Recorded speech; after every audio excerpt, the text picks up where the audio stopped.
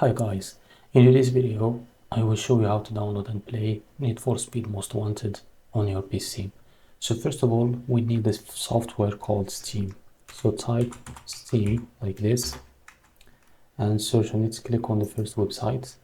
So make sure to create an account in this website and install the software. So after you install the software on your PC, just open it and make sure you log into your account.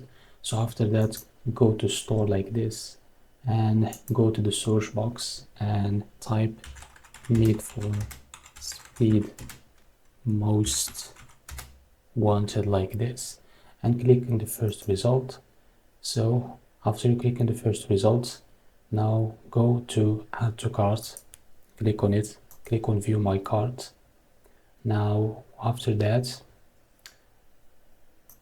click continue to payment, and after you finish the payment process, how to find the game, it's easy. Now go to the store. I will go back to the home page. Now click on library, so we'll find it here. If you don't find it in here, just click on search and type Need for Speed and you will find it. So this is how you download and play Need for Speed Most Wanted on your PC. Thank you for watching.